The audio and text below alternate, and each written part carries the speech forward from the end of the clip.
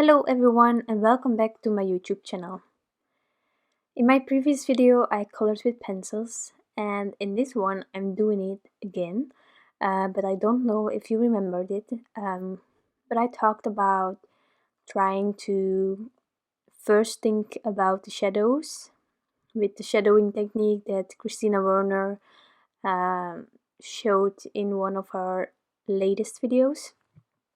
So I tried it out and now I am coloring with my pencils and I am going to try to recreate those shadows that I have drawn onto my papers. So that was a short introduction. For this card I am using the Sunday Strolls from Mama Elephant, and in my previous videos I have always done no line coloring, but not everyone likes to do no line coloring, and therefore I thought maybe I can just put the lines there. Also, this image with all those tiny lines, and I'm going to try to do a bit more of a dramatic shadow than what you're probably used of me. So then it was going to get really hard, I think, to get all the little elements visible, and so maybe the black was also a more easier choice for this image. But I'm blending. As in my previous video, you might have thought about what colors is she using to color in her skin. And again, this is one of the combinations that was recommended and that I really liked trying out on my paper itself at the side, so I was happy with it, and then I brought it to this card. Yes, I have sort of planned everything, which is new for me, and I must admit, with these shadows I am actually really glad I tried it. I will try to do it more, especially when I am focusing on only one image on my card. I think it is really hard to do like the whole shadowing technique and everything when you are creating a whole scene. For me personally, then there are people who are amazing in it. I envy them and I look up to them. But yeah, in these little images with the amount of layering that is possible, because this is again the Strathmore Bristol Vellum as in my previous video, and I really like it. So if you weren't convinced yet and you like this image as well, or you only like this one or the previous one, then it's the vellum. So yeah, the hair, I have still troubles with hair, but in my image it had to be darker because it's in the shadow part of the skin, so, and the face, so it worked out this time. But like getting all those hairs shown like some people really are amazing in doing, I'm not there yet, but learning as we go. So for those who aren't really bothered with thinking what I'm doing, I decided to get the lining in the right upper corner, and so there is the lighter area of each part of this image. That's the idea. And as you can see, because you can layer a lot on these papers, I am first going in with my lightest, then I add my shadow, my darkest color, then my midtone, and in the end I end up with my lightest again. As soon as I'm happy with sort of how the shadow is going, I am returning with those same colors and I'm pressing a bit harder on my pencils. Of course you can keep going with lighter layers and layers and layers, but I don't think I have that much patience, so Once I am happy, I am going a bit heavily handed over everything. For those who are interested, I am not showing it in the video because I am not yet there with the shadowing. I take my time for that. I've stamped out a lot of images in the meanwhile into what should be a bullet journal.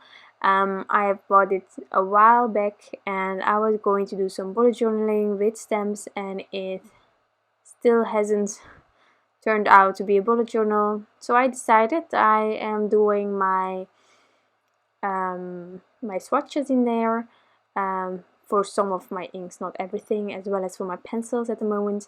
And then I am starting at the back with some shadowing techniques. So what I can do is I will post this this image that I have colored in with just a gray pencil. I will post it in my blog post. So I have my blog post linked down below in the description box.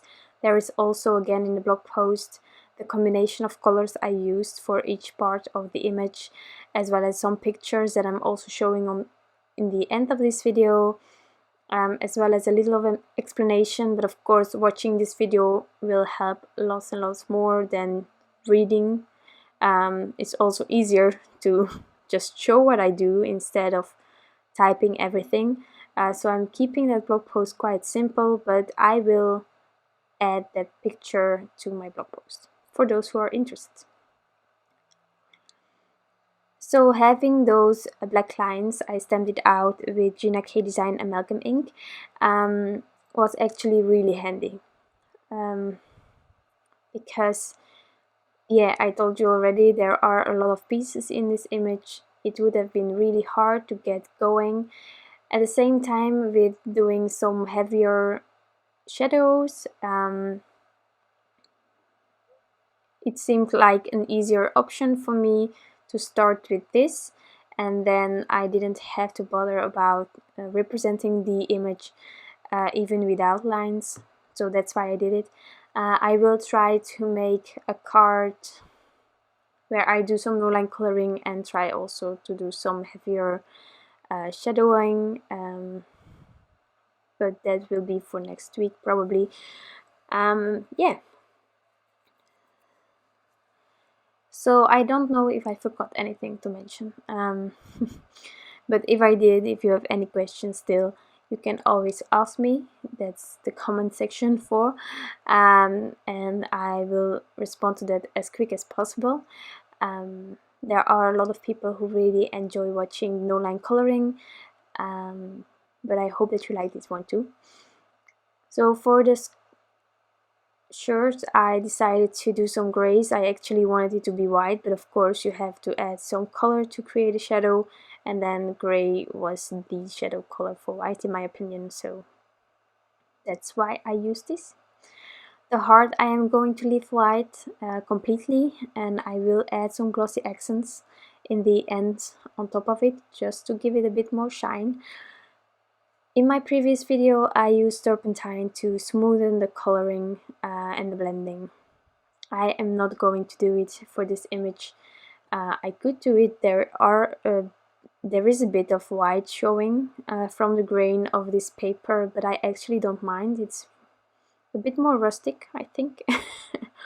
So I don't mind. I'm going to keep it like this, also to show that it's not always necessarily needed to add any products. Maybe you like it more by softening it a bit more, but then you can make up your mind by seeing the options in my on my channel and in my blog posts. So yeah, let me definitely know what you prefer. Do you prefer the turpentine or whatever other product you have on hand, or don't you? I would love to know that. Yeah.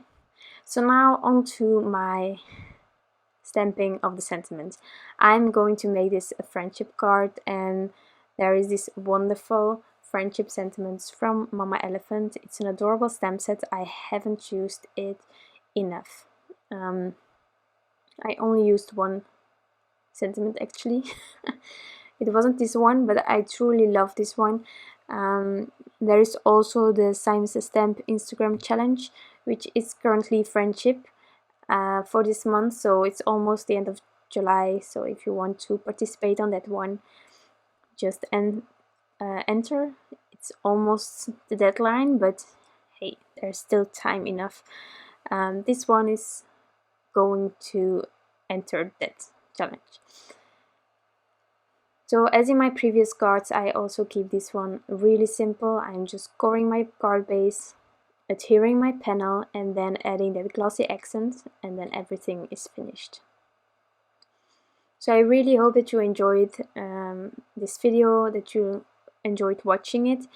I really love the vellum. If you are still looking for a wonderful paper to do some coloring with pencils, probably will also work for other mediums, but I'm not trying that one out. I have already the papers that I love for those, so yeah, I'm not really testing it, but it's really wonderful. I enjoy it a lot,